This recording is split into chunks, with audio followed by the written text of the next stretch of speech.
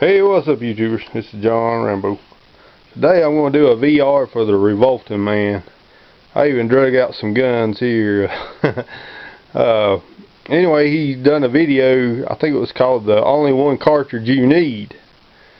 And I ain't saying he's wrong. He made a very good argument for a 357 Magnum. Now, I ain't opposed to 357 Magnum, and I'll tell you why. And I can tell you I don't have a lot of experience with 357 Magnum, but this gun on top is a Savage combo gun, and I do have a 357 Magnum and 20 gauge in one of these. I just couldn't get to it. This is actually the 30 and 20, but so with this combo gun, the 20 gauge 357 mag, I killed one deer with it. It was right behind the front shoulder at like 20-25 yards. The deer run down the woods and passed away fairly quickly. And like I say, I just don't have a lot of experience with 357 mag when it comes to hunting or whatever, but or self-defense. I did have a 38 special Colt Cobra one time, but my uncle took a Colt Trooper in 357 Magnum, about a 6-inch barrel. He killed, I want to say 2 or 3 deer with it one year. A Colt Cobra 357 mag, or a Colt Trooper 357 mag. So it's capable of killing deer, but I've been leaning toward the old 44s myself.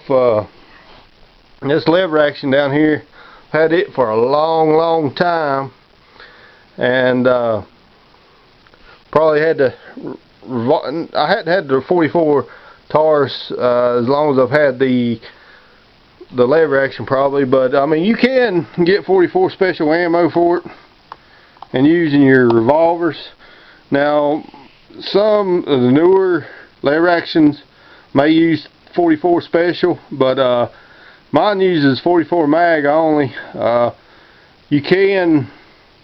You can just load one in the chamber and then put one right here and use 2 44 specials, but I would never recommend filling the tube up with them, because what happens is it'll kick one shell out in a part of another one and jams the gun up. So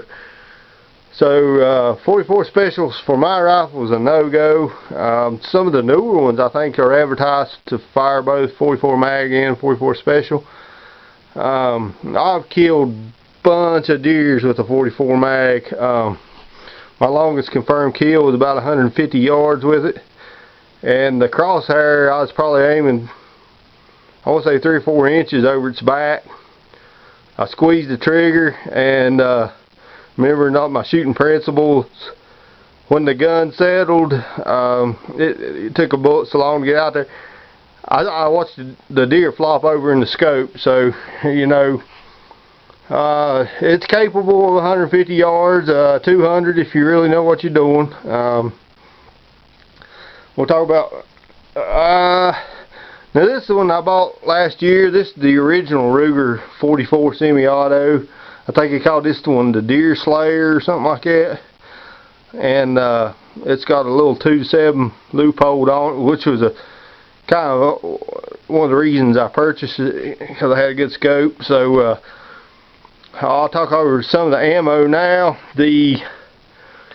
You can buy ammo from anywhere from 180 grains probably up to 300 grains for a 44 mag. Now the one thing I've noticed, I use some 180s out of this. The 180 grain, I'm going off of reloading ballistic charts. 180 grain bullet from this can fly at about 2,000 feet per second, and 180s scream. I mean, you can tell it's noticeably louder than a 240 grain bullet. A 240 grain bullet's pretty much the happy medium for a 44 mag. The 44 mag rifle is, you know, the recoil is manageable. The handgun, you know, it's not quite as forgiving as the rifle, but if you use the 44 specials, you shouldn't have much problems. But anyway, So yeah, if your rifle is accurate with 180 grain 44s, I highly recommend those. It's got lots of power when it hits a deer, and like I say, it's louder than 240s. 240, yeah, like I said, 240 is happy medium. I haven't used much above 240, but so last year I got this. I killed one deer with it, and they're both, I think, about the same barrel length, same length. They're both good carbines. I like both of them so far, but so my Marlin, it's kind of took on a more covert role now. It's still going to get used probably in disputed hunting territory situations. So what I actually done, I reloaded some 300 grain bullets with about 8 grains of tight group. I'm not sure what the velocity is. I know it is very quiet. Probably makes less noise than a 22. But you know, so I'm probably, it probably sounds like a 44 special being fired. But I'm like, you know, you're firing a 300 grain bullet, subsonic velocities. It should. I haven't got a chance to kill deer with them yet, but I'm pretty sure they're going to do the job. And it was some of the best accuracy I've ever seen out of this rifle at 100 yards. I got great accuracy out of it. I'll probably post a link to that video below if you want to see how accurate these reloads are. I'm going to link